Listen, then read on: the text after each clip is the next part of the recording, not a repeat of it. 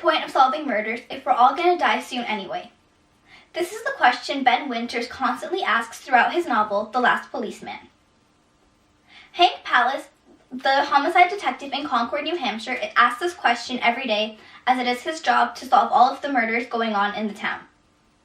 The impending impact of asteroid 2011 GV1, unaffectionately known as Maya, has given life on Earth only 6 more months. It has turned Concord, New Hampshire into Hangartown, which is a reference to the suicide preference of locals.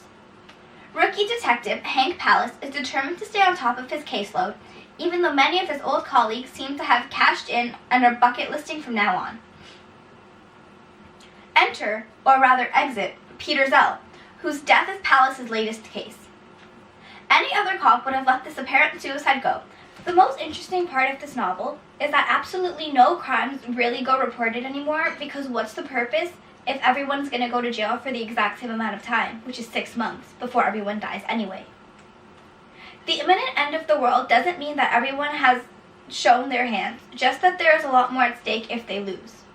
It is divided into 4 parts: Hangartown, non-negligible properties, wishful thinking, and soon they will, which each have 5 chapters as well as an epilogue.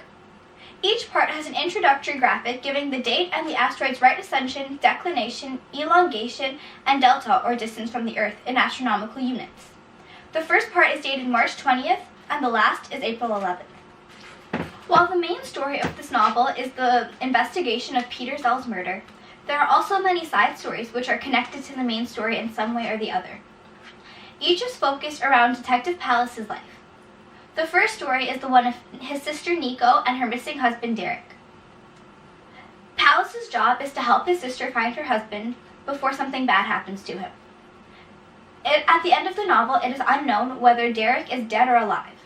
However, readers have suspected that he is dead because he knows things about the asteroid which the government didn't want leaked. Also, other side stories which have to do with the information that Pallis received about Zell's drug abuse. It is found out later on in the book that Zell is addicted to morphine, and that his friend JT Toussaint, as well as his co-worker Naomi Edis, help him with his drug addiction.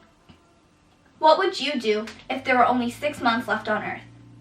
Would you react like most people and kill yourself? Would you follow your dreams? Or would you continue to do your moral obligations to the world as if the world is not ending soon?